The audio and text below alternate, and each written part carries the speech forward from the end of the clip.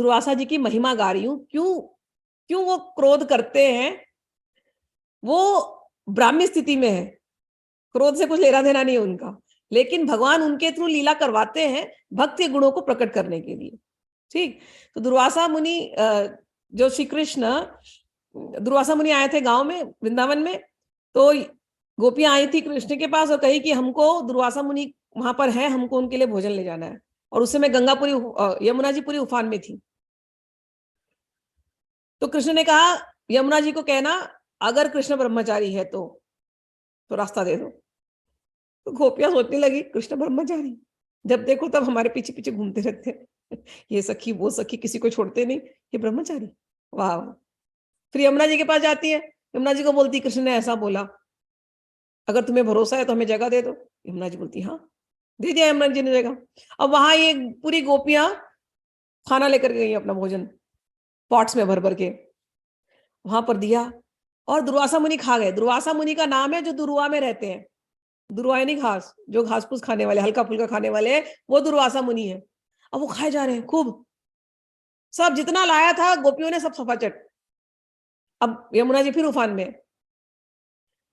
तो दुर्वासा मुनि ने कहा अच्छा एक काम करो, उनको बोलना क्रॉस करने के पहले, मुझे पता है तुमको नदी क्रॉस करनी है, तो यमुना जी को बोलना अगर दुर्वासा ने कुछ नहीं खाया हो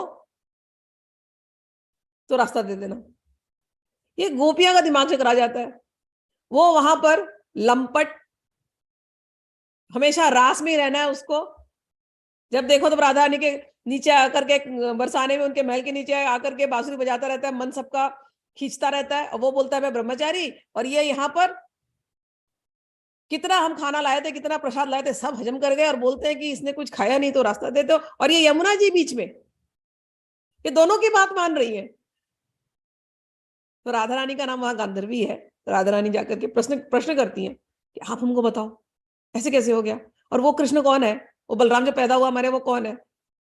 तब दुर्वासा जी बोलते वो कृष्ण को तुम कोई और मत समझना, वो ब्रह्म है। हम जिस ब्रह्म को ध्यान करते हैं वो ब्रह्म ही इस समय पर मूर्तिमान रूप में, श्रृंगार रूप का मूर्तिमान स्वरूप वो प्रकट हुआ है तुम्हारे गांव में। तो ये गोपियां बोलती है अच्छा, जिसके ऊपर आप ध्यान करते हो ये वहां पर प्रकट हुए, वो हमारे साथ रोज खेलते हैं, वो वही है? बोलते हैं हाँ, जिसके ऊपर हम ध्यान करते हैं ना वो वही खेलते हैं आपके साथ, तो उनको कोई अलग मत समझना। तो पूरी महिमा गोपाल मंत्र की बताते हैं, और फिर भगवान कृष्ण के प्राकट्य की वो बात बताते हैं जो ब्रह्मा जी सनकादियों से बताते हैं गोपाल तापनी में। तो दुर्वासा जी मुनि है।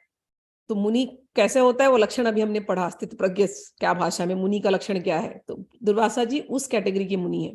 ठीक है ना, सारी इंद्रियां वश में है और मन निग्रह में है, ब्रह्म पे आत्मा पे चिंतन करने वाले हैं, ऐसे दुर्वासा जी हैं।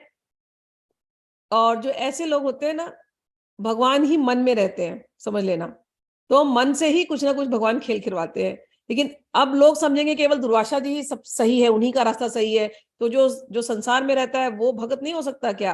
नहीं हो सकता है, वो भी भगत हो सकता है, वो राजा अम्बरीश जैसा भगत बन सकता है।